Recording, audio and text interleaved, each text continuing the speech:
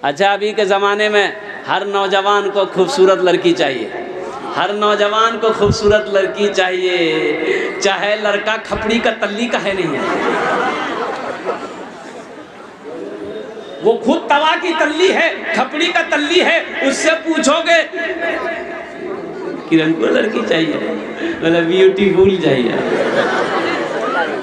सब ब्यूटीफुल से ही करोगे तो काली लड़कियां कहाँ जाएगी, सांवली लड़कियां कहाँ जाएगी। इसलिए नौजवानों सिर्फ सूरत को ना देखो, सीरत को देखो। सूरत तो जब तक है, जब तक जवानी है सूरत कायम है, जवानी ढल गई सूरत खत्म हो जाएगी। सीरत तो आज भी है, कल भी है, मौत की शुरू तक सीरत कायम रहेगी। इसलिए नौजवानों, अल्लाह के रसूल ने इरशाद फरमाया कि लोगों चार बातों की बुनियाद पर लोग निकाह करते हैं। कोई हुस्न जमाल को देखता है, खूबसूरती देखता है, कोई हसब नसब देखता है, खानदान देखता है, और कोई मालो ज़र देखता है, पैसा देखता है। तुम दीनदारी को तरजीह दो। जिस घर में दीनदारी हो उस घर में रिश्ता करो। जिस लड़की के अंदर में दीनदारी हो उसको अपनी बीवी बनाओ, उसे अपनी बहू बनाओ। जिस लड़के के अंदर में दीनदारी हो उसको अपना दामाद बनाओ।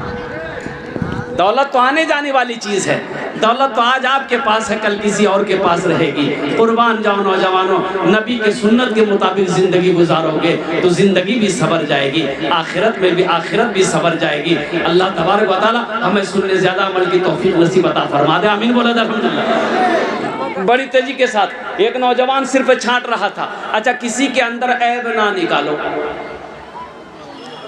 किसी के अंदर ऐब ना निकालो। एक बात याद रखो, जिस लड़की से शादी नहीं करनी हो उसको देखने मत जाओ। पहली बात तो ये है, इसलिए उसकी तौहीन होगी, उसकी बेइज्जती होगी। अगर तुमने देखकर उससे शादी ना किया, इनकार कर गए, उसके दिल पे चोट लगेगी, उसका दिल दुखेगा, अल्लाह नाराज हो जाएगा, और कुर्बान जाओ अल्लाह तुम्हारी जिंदगी से खुशियों को छीन लेगा। इसलिए जहां रिश्ता करना हो वहां पर लड़की को देखभाल करो, वहां देखो। लेकिन जहां ना करना हो, किसी की दिल आजारी के लिए, दिल तोड़ने के लिए, तकलीफ पहुंचाने के लिए, उसे ना देखो कि देखने के बाद फिर इनकार कर जाओ। घर वालों को तकलीफ होगी, उस बच्ची को तकलीफ होगी, अल्लाह नाराज हो जाएगा, अल्लाह नाराज होगा, तेरी जिंदगी से अल्लाह खुशियों को छीन लेगा। किसी का मजाक ना बनाना, किसी की जिंदगी से मत खेलना।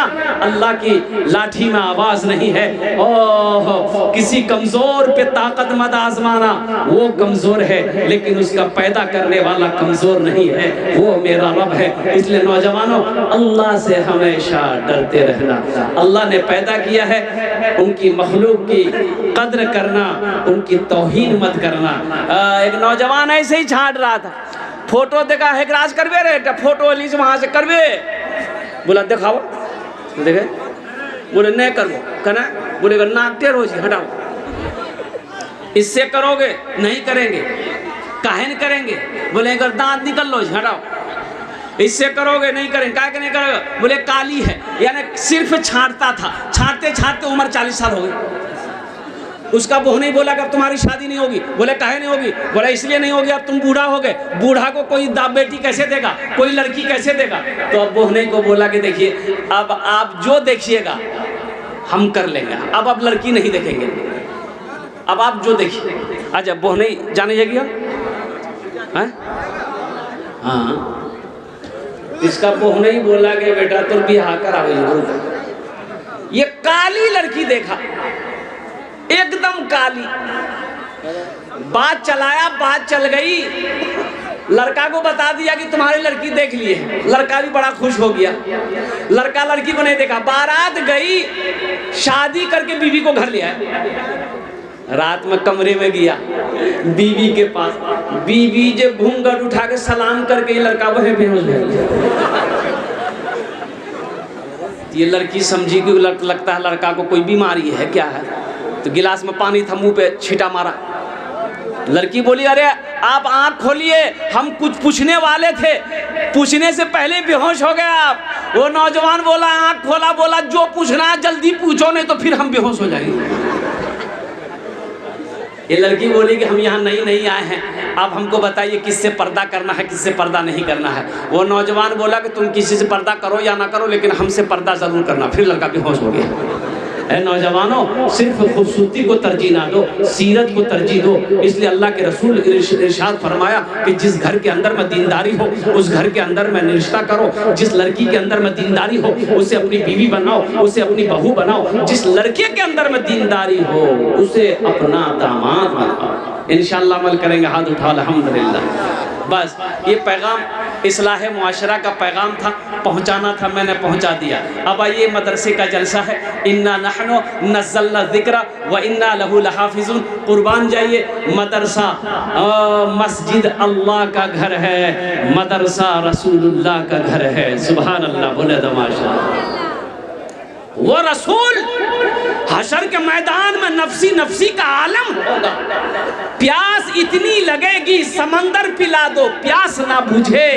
हौज़े कौसर पे आमिना के लाल सल्लल्लाहु अलैहि वसल्लम तशरीफ फरमा होंगे। वो हौज़े कौसर का वो पानी होगा जो प्यासा एक बार पी लेगा फिर कभी प्यास नहीं लगेगा। सुभान अल्लाह, बोले तो बताओ दुनिया के अंदर में। अच्छा, बाज़ लोग मदरसों से दूरी बना के रखते हैं, बाज़ लोग मदरसों से नफरत भी करते हैं, बाज़ लोग मदरसों को हकीर नज़रों से देखते हैं। अच्छा ये बताइए, आप लोग पढ़े लिखे लोग यहाँ पर बटोर बारीक जुम्मन चौक के रहने बैठे हुए हैं, ज़रा ईमानदारी से बताइए, अगर मदरसे ना हो, आलिम ना हो, हाफिज़ ना हो, कारी ना हो, मुफ्ती ना हो, आलिम ना हो, गुजारा है?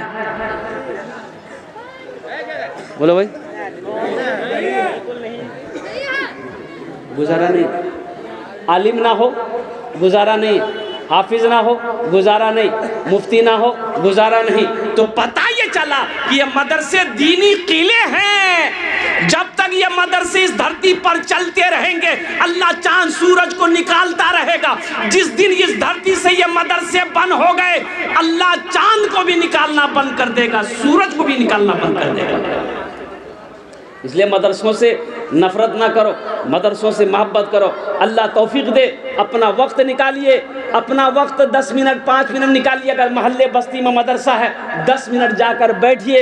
जब तक आप मदरसे में बैठे रहिएगा अल्लाह का फरिश्ते का ये किरामन कातिबीन का ये कलम चलता रहेगा। अल्लाह ताला आपके नामा अमाल में नेकियां अता फरमाता रहेगा। और कुर्बान जाओ, और वो ज़मीन मदरसे की वो ज़मीन का वो टुकड़ा जिस पर आप बैठे रहिएगा, कल क़यामत के दिन हश्र के मैदान में वो ज़मीन का वो टुकड़ा गवाही देगी, मौला तेरे महबूब का घर में ये रोज़ाना टाइम निकाल कर, वक्त निकाल कर, कीमती वक्त निकाल कर आता था, बैठता था इस नीयत से इस मदरसे में ये मेहमान रसूल पढ़ते हैं जिनके चेहरे का ये लोग दीदार कर लिया करते हैं। बड़ा सवाब है। वो लोग खुश नसीब हैं जो मदरसों को आबाद करते हैं, जो लोग मस्जिदों को आबाद करते हैं, वो लोग खुश नसीब हैं। तो मेरे भाइयों, मेरे दोस्तों, मेरे बुजुर्गों, एक बात याद रखिएगा, मदरसे में पढ़ने वाला बच्चा, और कुर्बान जाइए, अल्लाह के रसूल इरशाद फरमाते हैं कि जिसने अपने बच्चे को कुरान पढ़ा दिया, सिर्फ कुरान पढ़ा दिया। क्या पढ़ा दिया भाई? कुरान, सिर्फ कुरान पढ़ा दिया, अल्लाह तबारक व तआला उसके माँ बाप को जन्नत के अंदर में दाखिल फरमा देगा। सुभान अल्लाह, बोले तो माशाअल्लाह। देखिएगा, ये कुरान एक ऐसी किताब है, कुरान तो है, हम लोग के घर में कुरान है, सबके घर में कुरान है, लेकिन पढ़ते कम हैं। वो अलग बात है कि शब बरात में निकालते हैं हम लोग, शब बरात में निकले ही नहीं। जब कसम खाना होगा, कुरान में हाथ तक बोलो, कुरान में हाथ तक बोलो, अंत कुरान का कहाँ जी का जब छज्जी में कुरान रख लो, निकाला कुरान, कसम खाया, फिर छज्जी में ले आके रख दिया। ये सिर्फ छज्जी में रखने की किताब है कि पढ़ने की किताब? कुर्बान जाइए, अल्लाह अकबर कबीरा। नौजवानों, मुसलमानों, अरे अपने बच्चे को इस कम से कम कुरान पढ़ा दो, ताकि आप जब मर जाएंगे तो कम से कम यही बच्चा कुरान पढ़कर अल्लाह की बारगाह में बख्शिश और मग़फ़िरत की दुआ कर देगा। शायद अल्लाह तबारक व तआला कुरान के सदक़े में आपके गुनाहों को माफ़ फरमा देगा। अपने बच्चों को कुरान तो पढ़ाइए, कुरान से मोहब्बत करो। अच्छा, देखे होंगे आप लोग पढ़े लिखे लोग हैं। अच्छा ये बताइए, किसी का बेटा डॉक्टर बना हो, इंजीनियर बना हो, प्रोफेसर बना हो, वकील बना हो, आपने देखा कि वकील साहब, डॉक्टर साहब के सर पे पगड़ी बांध दी गई हो, जलसा सजाया गया हो? देखे, अरे बोलो नहीं हो, मास्टर साहब के माथा में, वकील साहब के सर पे